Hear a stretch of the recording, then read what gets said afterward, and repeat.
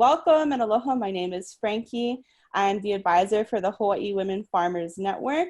And welcome to the first of 3 webinars that we're doing. And this one is selling direct tips to increase farm revenue and deal with those transitions in the times of COVID-19, or maybe you're just transitioning your farm or agribusiness altogether. And this is something that you wanted to build your toolkit with. So we're so glad you're here.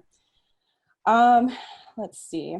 We have a pretty loaded session today, but before we get started, if you have anything troubleshooting going on, again, use that chat. And on this webinar is also India Clark, who's our Farm and Community Engagement Coordinator for Oahu Resource and Conservation Development Council. So she'll be helping you out if there's anything you need.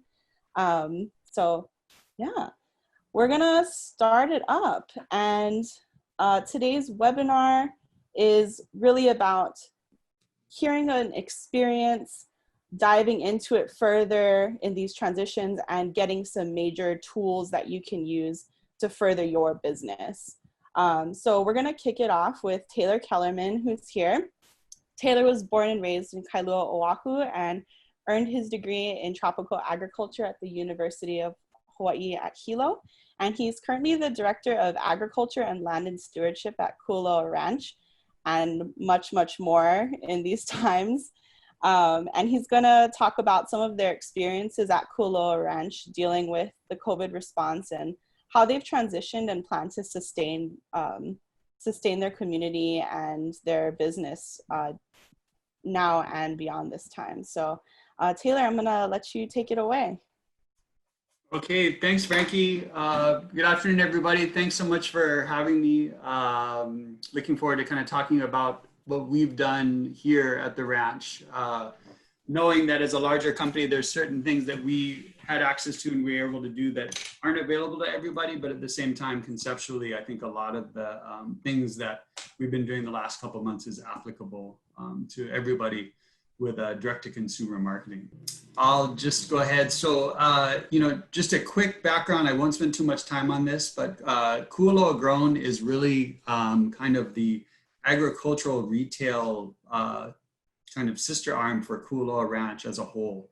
We're really well known for things like, the adventure tourism, the ecotourism, as well as the movies that are shot. But we are a working cattle ranch as well as farm, and do a lot of different products. So we have a value in diversity because we share a lot of what we do with folks visiting. But what we did not foresee is that was actually going to serve us quite well in this recent times, because having so many different products allowed us to kind of diversify on our options.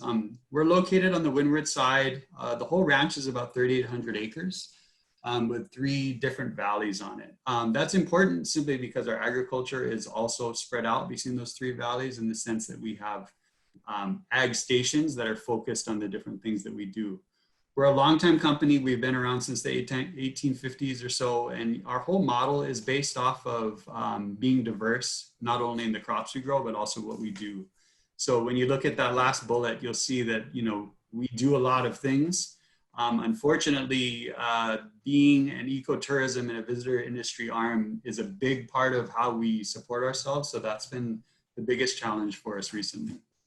When you look at what we do agriculturally speaking, grass-fed beef is probably what we're most well known for, being that we do have a pretty consistent market with that. About 2 years ago, we stepped into the pork industry, which has done really well for us. We do some sheep. It's not one of our bigger products. And then we also do a lot of free-range eggs. People know us very well for oysters and our shrimp. We do some tilapia. But agriculturally speaking, we've really been putting a lot of work into it the last few years. Mostly orchard crops when you consider the papaya, banana, ulu, cacao. However, we do have a 23 terrace loikalo that we do a lot of taro out of, and then we do have about a 2-acre vegetable plot. We try to do things that other people don't, just simply because trying to find that niche market that I think we all try to do, but sometimes I feel like we try to do too much. At least that's my opinion once in a while. We also do tropical cut flowers and potted ornamentals. So as you can see, when you look at crops, we're over, if you were to count them all up, we're over 25 different things, which has been interesting, but that allowed us to kind of transition once COVID hit. So before COVID hit, almost all of our marketing was done.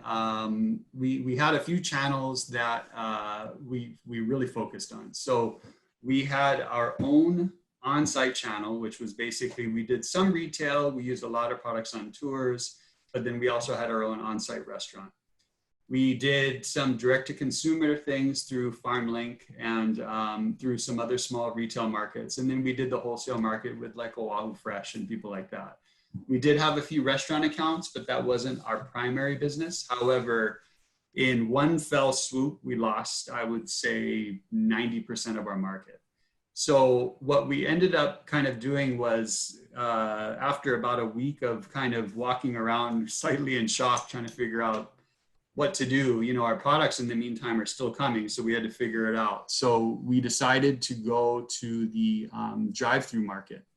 That was quite a challenge simply because we don't have enough of each product to do the traditional CSA model. So in other words, we couldn't just make 150 boxes. So we did the brilliant idea of custom orders, which I say brilliant because it was quite a task. It was, I'm not sure if I'd do it again, but it worked well for us at the time. So we started off with 50 orders the first week, and we ended up full board about 180 orders. And usually these were full families that were picking up. And, you know, we were trying to create a system where people, particularly during the scariest part of the first COVID hit, could pick up their products. They didn't have to get out of their car. It was touchless. All pay was done through card, and all of your bags were pre-ordered. So as you can see in some of these pictures, what we basically had to do was utilize a lot of infrastructure that the tours had left vacant since we were closed, and we remained closed for 75 days. When we reopened, we were kind of pressed with a challenge in the sense that we had to figure out, okay, we used a parking lot, we used reefers, we used restaurant infrastructure, all of which was not being used during the time of our drive-through market. But when we reopened 4 weeks ago, all of those things were no longer available to us. So we have found that, you know, having that touchless drive-through market gained us a huge new market with people that wanted local products, but also wanted to know that we were being conscious of everything in this new day and age. And a big part of it came down to how do we continue that same attraction with that same market. And so what we decided to do was we went to a walkthrough market, which you can see a panorama of at the bottom.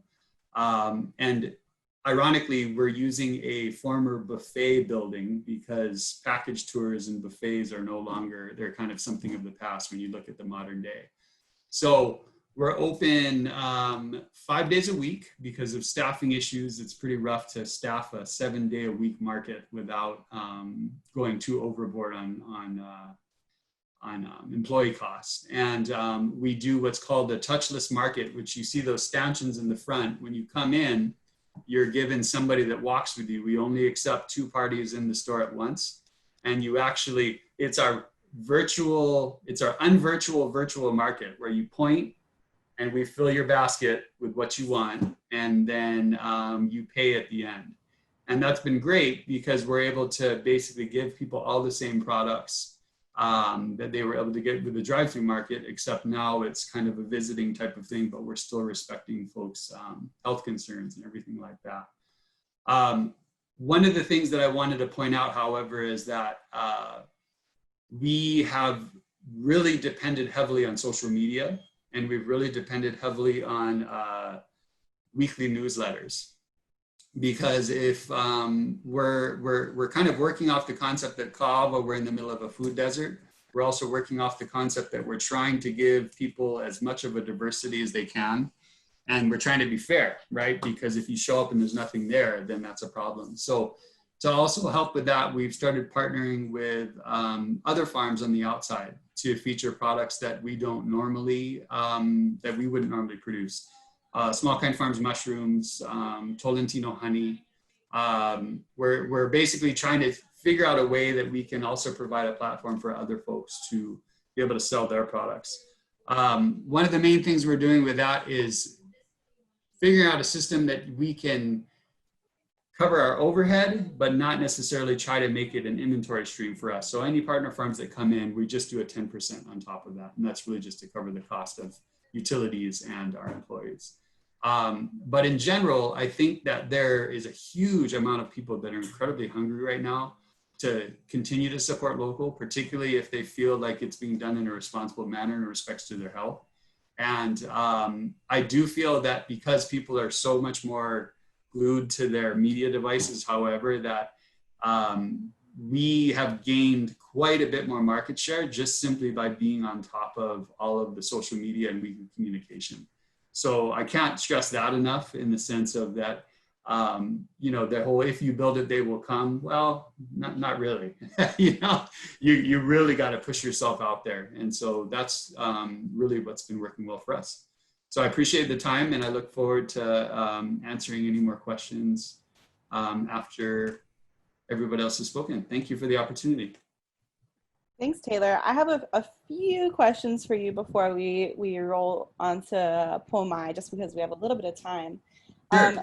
And a lot of people had this question, which was, what's the most popular product or crop that you're seeing selling right now, or like what's in high demand? So the proteins are in high demand. And if you guys have been to the grocery store lately, I go to Times because I'm a Times kind of guy. And I used to be able to get, you know, when I wasn't buying at our own place, you know, I would notice that ground beef was on sale regularly for $3.99 a pound, and it's now almost $9 a pound. So we haven't moved our pricing. So beef, pork is all very popular. Oddly enough, pork does not do as well as beef, and I'm not quite sure why. But I think any sort of protein as well. And what we've been able to do is to complement those kind of key draws. You know, the oysters are also always a draw with all of our other products. So what we're trying to do is we entice you with the things you want. And then when you come in, you go, oh, I didn't know you guys did all this stuff. And then we also get to feature the partner farms as well. That's awesome, Taylor. Thank you so much. One other hot topic question was, what kind of liability and insurance policies, if you had to deal with any, were there in this transition for you, or did you guys not have to deal with that too much? No, that's a really good question, because that was a major concern. So what we have done is that we are covered under a Department of Health policy that covers all of our food and beverage areas. So luckily we already had that in place and grandfathered in. One of the biggest concerns is what happens if somebody decides, you know, what if we get into this ligacious culture where, oh, I got sick and I think it was from you. And, you know, there's non-point source illness is a scary thing. And what we're hoping is that eventually there'll be some sort of legislation around that. But for now, the main thing is having your SOPs down packed. You have to have a written standard operating procedure on what you do in sanitation, what you do in any sort of contact situation. And for us, that was a big reason why we maintained the non-touch. So the only thing that you interact with in our market is the exchange of money. And that's actually done at the very end. So you can set it up not only in how they are able to get your products, but then also like we actually sat down and mapped the whole thing out and ran through all the scenarios in our head. Because the reality is there is no foolproof thing right now, but I feel like it's a world of where as long as you can prove that you've thought it out and really done your due diligence, that's what people are looking for. Thanks, Taylor. So I think from what I got from that was if you're someone without infrastructure or a smaller producer, really try to hone in those SOPs and make sure you have that backlog of information to know what you're going to do in terms of procedures if something happens.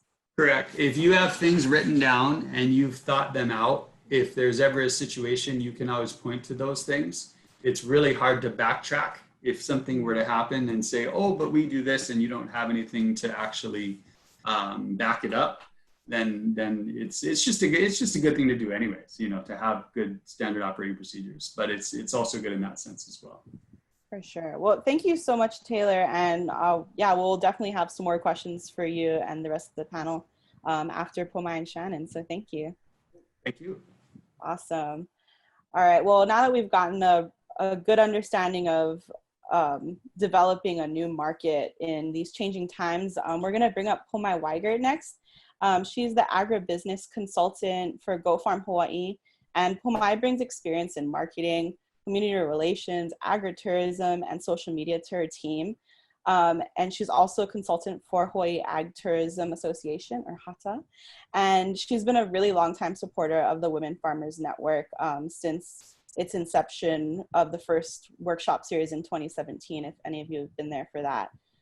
So yeah, Pomai is gonna talk to us about really about what Taylor discussed a little bit further in Pomai's giggling, really looking at it in terms of smaller markets and what she's seen from her farmers at Go Farm Hawaii and some experiences and tools that she can bring to the table. So Pomai, what's your first thoughts on all this and this transition from direct to consumer?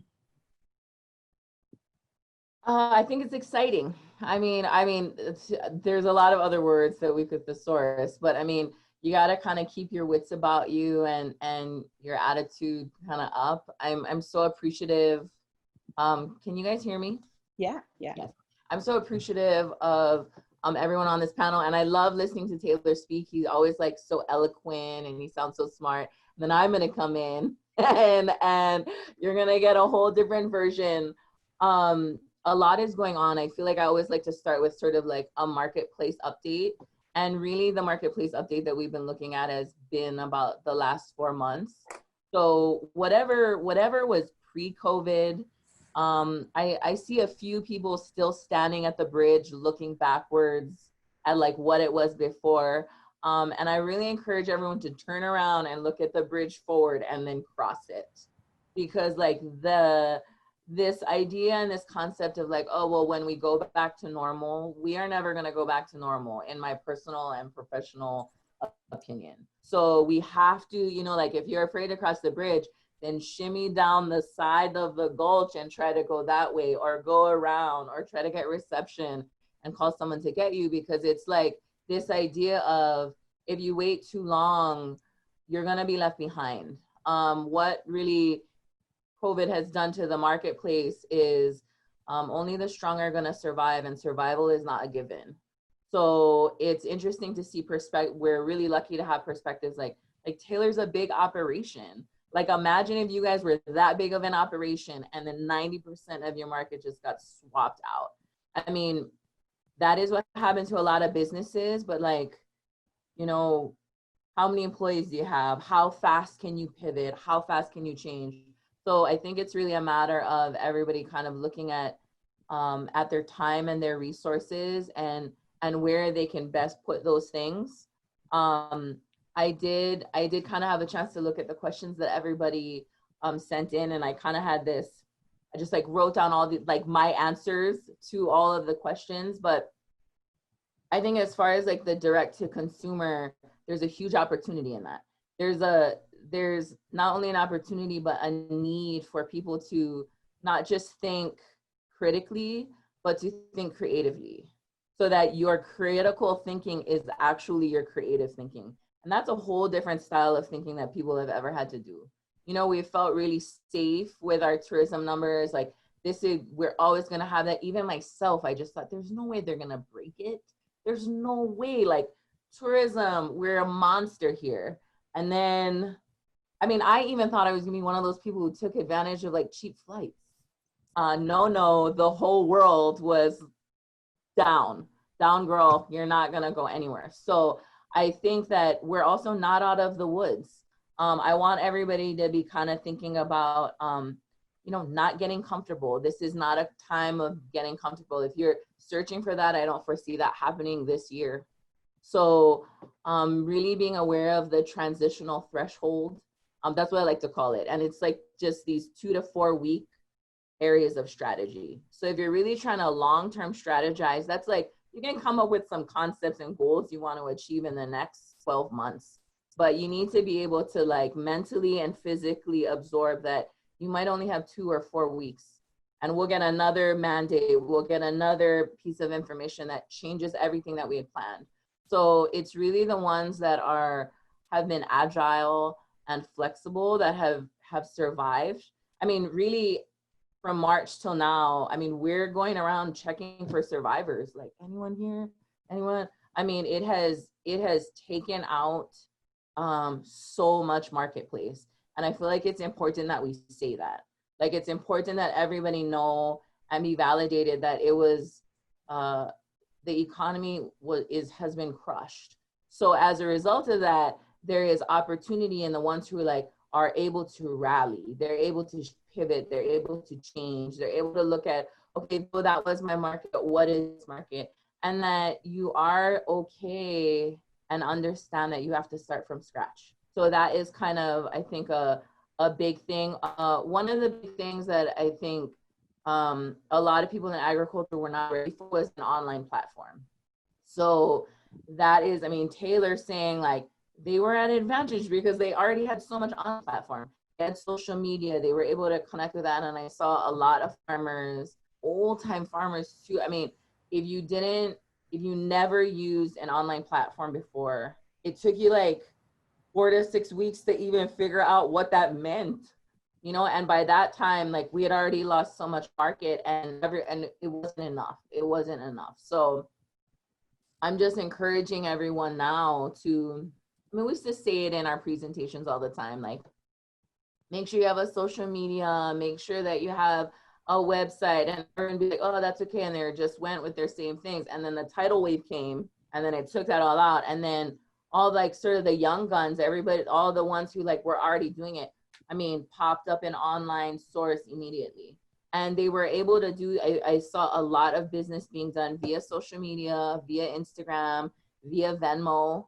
I was on I did a class this morning, and Shannon was there, and I was telling people like, hey, get a Venmo. And she's like, okay, guys, but if you're gonna scale, Venmo is not the official way to do it. So I appreciated that, because I'm not trying to teach anybody how to do black market, but like, you need to be able to look at different, like Eventbrite. I feel like I saw people sell things on Eventbrite. They've used Wix, they've used WordPress. Like, what are ways that people can access you? And from my lens, it has a lot to do, you know, it's not just one farm. I'm seeing all of our farms. Like, first week of April, people were like, Pomai, will you be in our support group for people who are struggling in ag? I was like, support group? But I mean, when you're looking at it, I've seen everybody like find their circles. Who are those people that are gonna help you pull weight and move forward? Like, I've also seen a lot of businesses and team members say things like, well, I mean, I'll do whatever it takes. I'm gonna be honest, like, doing whatever it takes is not gonna be enough to survive the marketplace. Like, you need to be able to do whatever it takes and then show up to the table with ideas of where we're taking it. So that is like a big thing. Like, I'm down to do whatever, like, okay, but do you have any ideas? Because we're in the weeds. It's a very dramatic situation. So I like to plant those seeds in people's minds so that when they show up and they want to like be with the strong ones are demonstrating leadership. The strong ones are out there like creating the SOPs, the ones that are like, okay, like actually executing. And you kind of want to surround yourself with those people in the marketplace, because people are not doing the same. The ones that are surviving are not doing the same things that they always were. I also kind of want to note, like, my big thing that's been on my mind recently is knowing your costs and knowing your collaborations. Like, those are vital. Like, know where you can cut and know who you can hooey up with. Like, that is what the connecting of the dots is doing in the marketplace right now, especially if you're small, but like even it could also be like internal, like your team. You want to make sure that your team is like, understands that this is how much things cost, and then also understands like who is going to be our group that makes us gets us through the next 2 to 4 weeks. Don't get comfortable. Oh, don't only focus on ag. That's the other thing too. Like, look outside of ag. Like, what are other industries doing to survive? Who are they? Like, what are they creating and they are making? Because like, we need ideas. So try to find them. And they're not all in ag. Let me tell you, a lot of them are not in ag. So if you're just gonna start digging in ag, you're gonna just see us again. And we're gonna be like, what did you find outside of the wall? Like, oh no, no, go outside and see what else is out there, and then come back and share with us. I also want to say that was so wonderful. I'm gonna give you one more big tidbit. Yes, one more big tidbit is I've seen a lot of what is the difference between riches and abundance. I feel a lot of people have been looking at that. Like what are you, not a lot of people are trying to do it to get rich anymore. They're trying to do it to have a good quality of life. So really try to connect those things. Like, if the money is everything, you're gonna really struggle these next 2-3 years. So that is what I will leave with all of you. Thank you so much, Pomar. I feel like you really dug into a lot of good things to think about, especially like shimmying down the mountain to get across and things like that. I find myself shimmying because I'm afraid to walk over the bridge. So I shimmy every day. So on the rope. on the rope. Exactly. So Pomai, we're gonna come back to some more questions, but I think this is a great time to transition over to Shannon, who's got a little bit more of another set of resources for you to use of all the things that Taylor and Pomai have been talking about. So Shannon is the Assistant Extension Agent in Agriculture Finance based out of Komohana Agriculture Research and Extension Center in Hilo. And we're so happy to have her. She has her master's degree in all kinds of stuff: agriculture, ag economics, food and resource economics, and she's just an abundant resource and information. So Shannon, I'm going to let you take it away and share with us more on direct marketing and branding. Thank you, Frankie. That just means that I went to school far too long, and I probably should have quit while I was ahead, I guess. I don't know.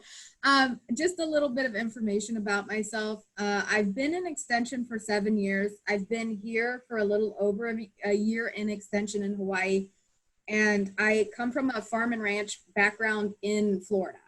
So slightly different climate, but not so different, I guess. And I'm very excited to be here, and thank you all for having me. We're going to talk about some direct marketing. So next slide. All right, so I just kind of like to set some objectives for the presentation. So we're going to kind of talk about goals, who our customers are, and then what kind of direct marketing. So we're going to start with goals, because I think those are super, super important. I actually thought it was really great because when I heard Pomai talk this morning and she was talking about goals, I was like, yeah, this is my jam. Because if you have a business, but just even in life, if you don't have goals, I mean, that's okay, but I think they really help you identify kind of where you want to go and give you a base, kind of a roadmap in a way. Like I said, I'm just a big fan of them. So I like SMART goals in particular because they are specific, measurable, attainable, relevant, and time-based. So just as an example, I'm just going to give you like a general life goal, kind of something like a vague one that I think a lot of us said in the new year is to like improve our health. But that's really vague. Like, how are you going to improve your health? Are you just going to like eat carrots for a while, or like, what are you going to do? But like a SMART goal that would be considered like health related would be that I'm going to walk 2 miles 3 days a week, and then you're going to use some sort of app or maybe a friend to help keep you accountable and like keep track of the actual like steps or walking that you're doing, so that you actually have a way to like measure it as you go along. So something like that. Okay, so kind of continuing with that. So we're going to talk more so about business related goals. So what are the goals of your business? Is it something like creating brand awareness? Who are we? What are we doing? Are you wanting to increase your profits? That's okay too. That's a good goal. My background would say that anyways with business and marketing. Are you trying to educate? I think that's a great goal, and a lot of businesses actually have that as a primary or secondary goal. So for example, here this person is educating you about different types of fruits and how they're related to each other. And I kind of had to cut part of it off to get it to fit on the slide. So I apologize, but I really think that there's lots and lots of different goals related to your business, and all of those can be incorporated into what you want to become. So next we're going to talk about target audience. So who is your target audience? It's something that I think is really important to think about, and Taylor's group have done like an excellent job of like honing in on their target audience, I believe. Like I got to hear Taylor speak here as well as a couple of other times, and like they've just done a really great job of like figuring out their target audience. What is their age? Are you looking for someone from 35 to 44 with 2 kids? Are you looking for someone who's married, someone who's not? You know, what are you looking for in terms of your prospects? So where do they shop? Are they online shoppers? Do they shop in store? Maybe it's a family with people that don't really cook and generally order out from restaurants. Maybe you're trying to do a business where you're doing like meal prep or meal planning things. So like I had friends that have had businesses where they have access to commercial kitchens, and so they'll meal prep for other people. So basically someone will bring their cooler and they'll have instructions on top of a little aluminum container saying, put this in the oven for 45 minutes and you'll have really great lasagna when you're done. I mean, that's an option. So is that one of your target audiences? Because it might be. I mean, where do they shop? What are they doing?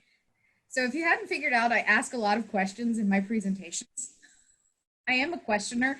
So just kind of think about what are some potential other demographics you might want to hone in on. It could be income. Like I said, it could be what do they like to eat. So maybe you're targeting a group of people that are more health conscious. Or if you're like me, I really like cake and cookies. So I'm not going to deny that. I enjoy really, really good, really like probably very bad for you food. But are they vegetarians? Are they omnivores? Like if you, the better you can hone in on it, the better you can target your audience. So there's a lot of different options when it comes to direct marketing. There's probably more than I have listed here as well. And I really, really, encourage you to try and see if you can get multiple streams of income going. Depending on your situation, you can do a hybridized model, and that usually oftentimes will have multiple streams of income, but there's things like farmers markets, CSA boxes, internet, which again, I'm quite fond of that one.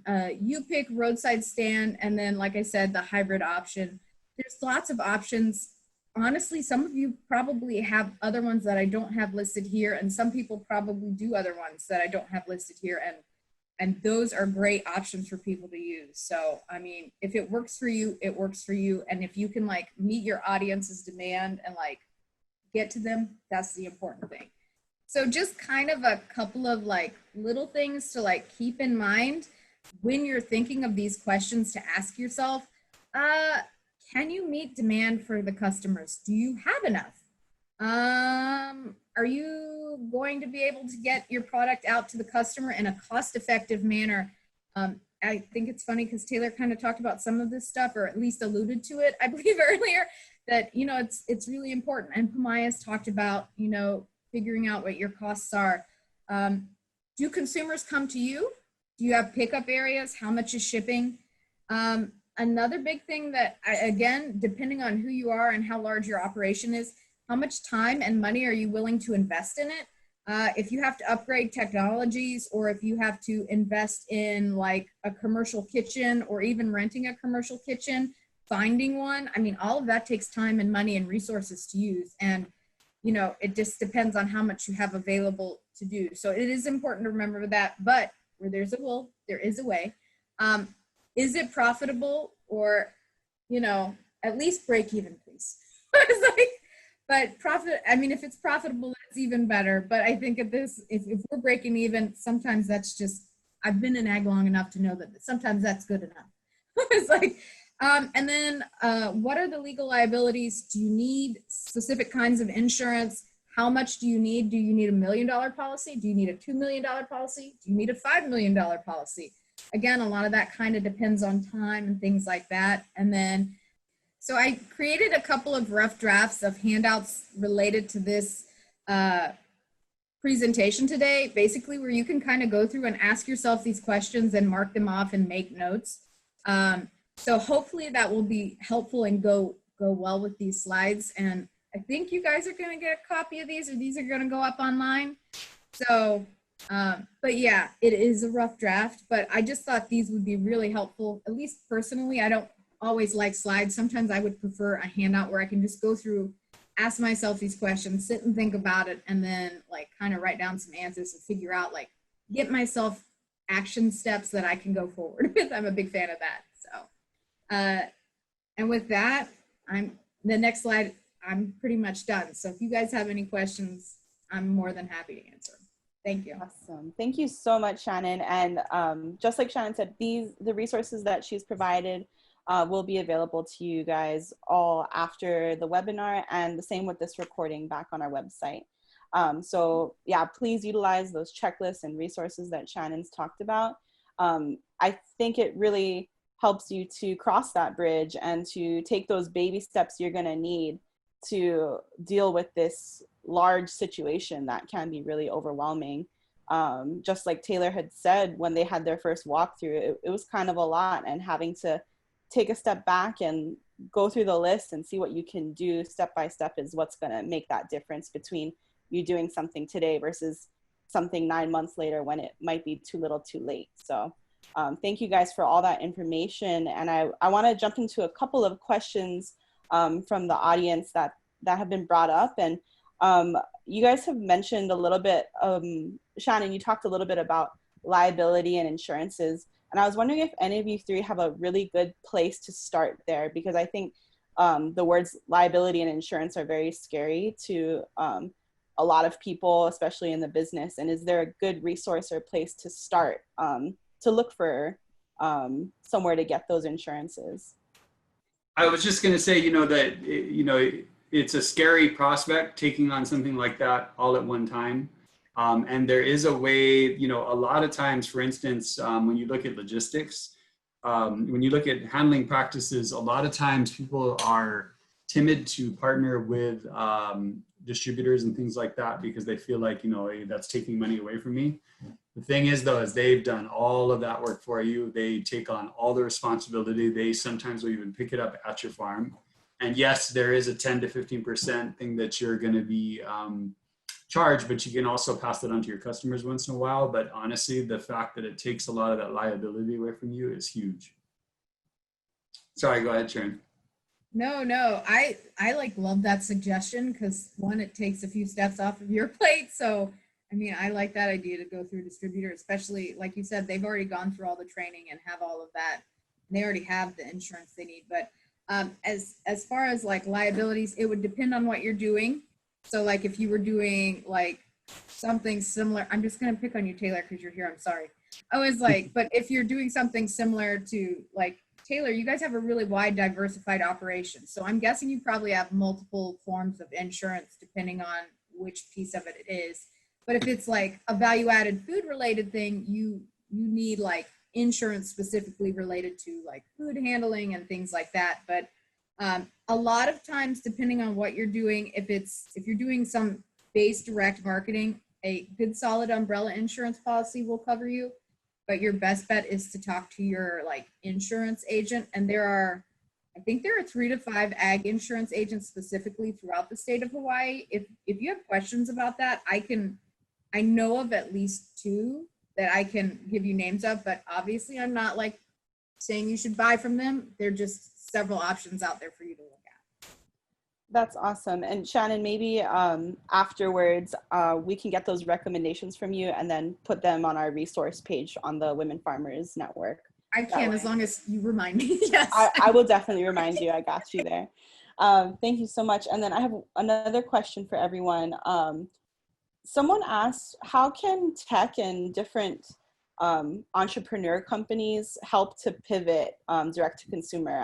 This was a question from someone who's not necessarily a farmer, but wants to support farmers, and they want to know how others can support farmers. So I think that when it comes to agriculture in Hawaii, we are a system of small producers, and any sort of aggregation whether it be through sales and marketing, whether it be through logistics, and whether it be through just kind of coordinating that whole thing from producer to consumer, is very helpful, because we eat on a commercial agricultural level, in the sense that all of the infrastructure when it comes to supermarkets, all the infrastructure when it comes to getting food to people's refrigerators is based off of large producers, just how it works. And so you can't compete with that being a smaller producer. So the trick is, how do we create groups of small producers that can then work in that same space? And that has a lot to do with tech, because that has a lot to do with just being able to create those systems. So that would be my biggest suggestion. I think that I would just add that planning and access is something that agriculture really needs. And that, I mean, it's not just tech, but, you know, just sort of like that platform for more access, like whatever that be. I feel like a lot of entrepreneurs have large networks. So it is also just a matter of getting in front of and collaborating with the right people, I think, is helpful. Great. Thanks, guys. One more question for you guys.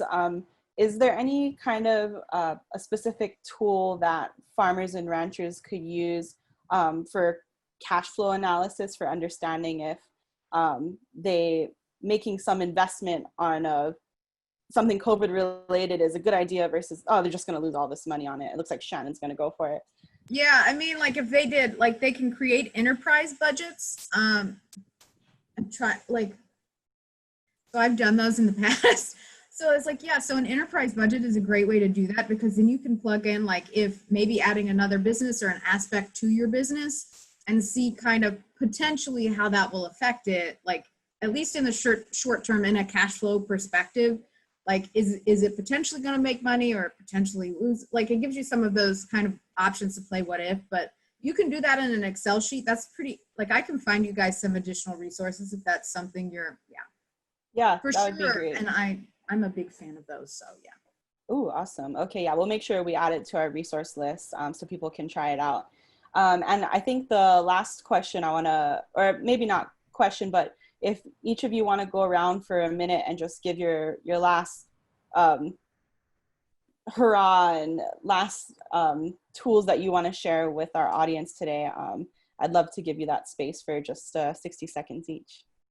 I would say, as far as things go, yeah, most of the tools I provided with you hopefully will work. If they don't, feel free to contact me and ask questions. I'm more than happy to answer those. My information's available on the website. But yeah, also put pen to paper. I think that's really important. And sometimes we forget that as business people, well, not as business people, but as farmers. So my dad is a 70-year-old farmer.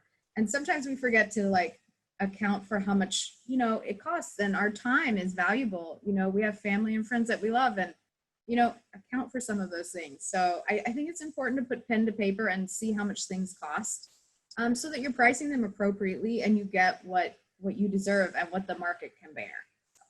That's what I'm gonna go with have goals. I think that's a big one. And just I feel like we can't stress it enough. And you know, same thing, like if you need me, I'm out there, you can find me.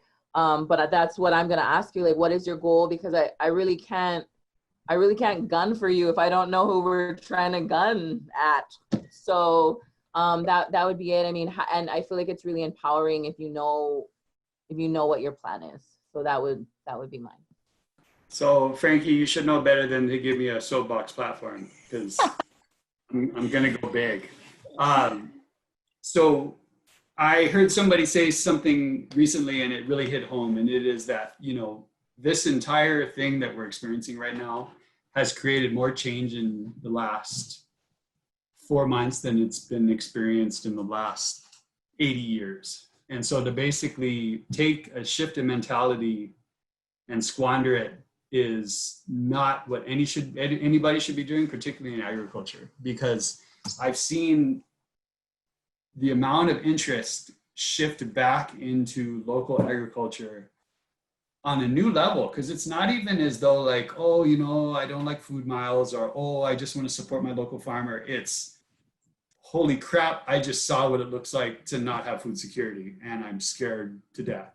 And so I think that while Hawaii will never truly be able to self-sustain itself, I mean, it's just the amount of people we have here versus everything. If you look at it statistically, to be 100% sustainable would be very, very difficult. I'm not sure it's a realistic goal at this time, but shifting it from whatever it is now, I think we do 20% of our fruits and vegetables, but to just increase that share is very doable. And I think the market is totally ready for it. And Pomaya said something that I really agree with, which is to think you're going to do that by doing what you've always done is not going to work. And so whether it be, I mean, there's a lot of different things out there, but I can't,